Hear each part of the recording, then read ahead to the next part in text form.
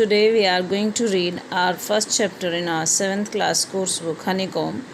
The title of the chapter is 3 Questions. It is an interesting chapter where a certain king wants to answer his 3 questions. Let's start the chapter. Title 3 Questions. The thought came to a certain king that he would never fail if he knew 3 things. एक बार किसी राजा के दिमाग में ये प्रश्न आया कि अगर ये विचार आया कि अगर उसको 3 चीज़ों के उत्तर पता हो तो वो कभी भी असफल ना हो. These 3 things were, ये 3 चीज़ें थी. What is the right time to begin something? किसी भी काम को शुरू करने का सही समय क्या है? Which people should he listen to? उसे किन लोगों की बात सुननी चाहिए? What is the most important thing for him to do? और उसके लिए सबसे आवश्यक चीज़ क्या है करने के लिए. The king therefore sent messengers throughout his kingdom promising a large sum of money to anyone who would answer these 3 questions. और इन प्रश्नों के उत्तर जानने के लिए, इन 3 बातों के उत्तर जानने के लिए राजा अपने संदेश वाहकों को पूरे राज्य में भेज देता है एक अच्छे अमाउंट का प्रॉमिस करके कि वो उन्हें अच्छा धन देगा जो भी इन प्रश्नों का उत्तर खोज के लाएगा. मैनी वाइज मैन, बहुत सारे समझदार व्यक्ति, केम टू द किंग, राजा के पास आए. But they all answered his questions differently, लेकिन उन सब ने अलग अलग तरीके से जवाब दिए. In reply to the first question some said the king must prepare a time table and then follow it strictly. कुछ ने कहा पहले प्रश्न के उत्तर में कि राजा को एक टाइम टेबल, एक समय सारणी बनानी चाहिए और उसको स्ट्रिक्टली फॉलो करना चाहिए. Only in this way they said could be he do everything at its proper time. Others said that it was impossible to decide in advance the right time for doing something. और कुछ ने कहा ये तो impossible है किसी भी चीज़ के बारे में पहले ही ये डिसाइड कर लेना कि उसको करने का सही समय क्या है. The king should notice all that was going on, avoid foolish pleasures. और राजा ये सब नोटिस कर रहा था इन सब चीज़ों को. एंड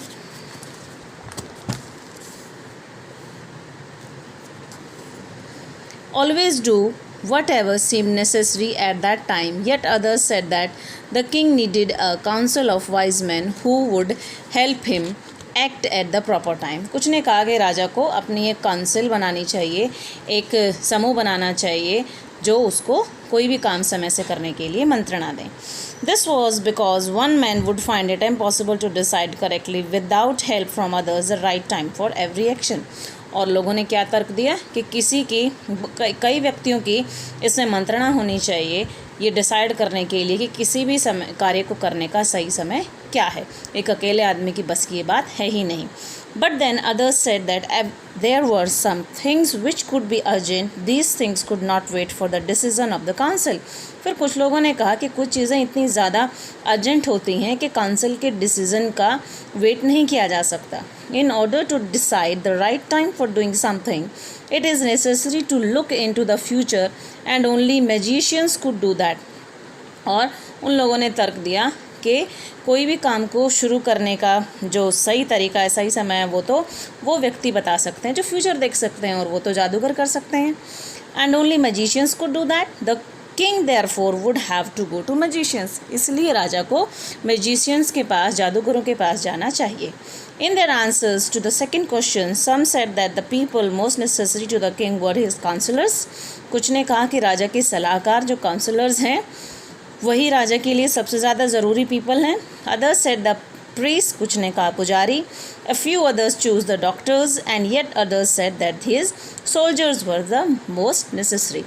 इस तरह से तरह तरह के व्यक्तियों ने तरह तरह के दूसरे लोगों को ज़्यादा ज़रूरी बताया. To the third question, some said science, others chose fighting and yet others religious worship.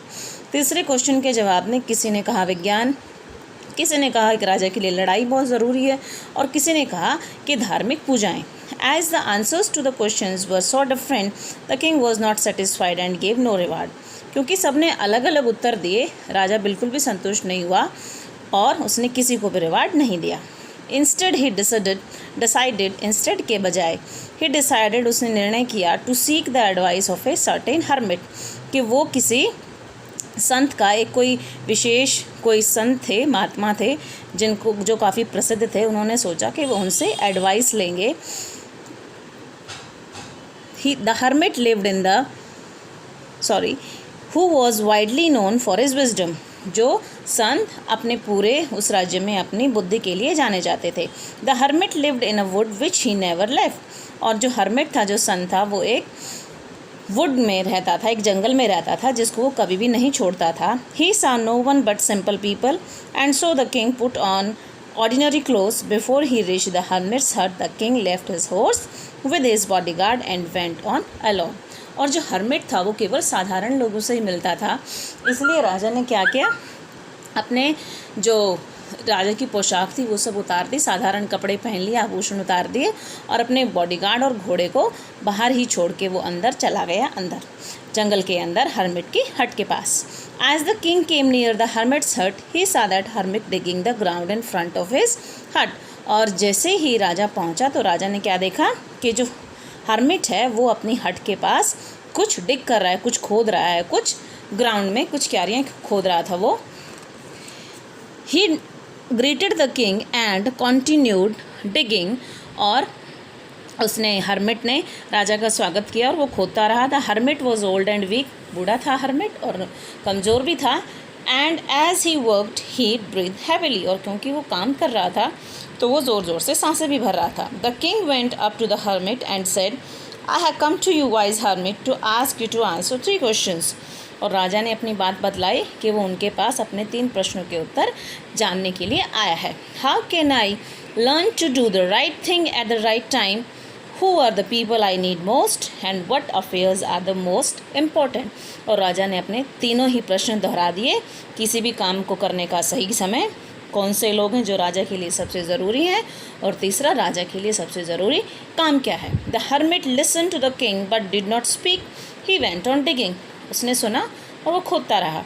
You are tired said the king, let me take the spade and work in your place. और राजा ने कहा, आप थक गए हैं, अपना फावड़ा मुझे दीजिए, मैं खोदता हूँ आपकी जगह।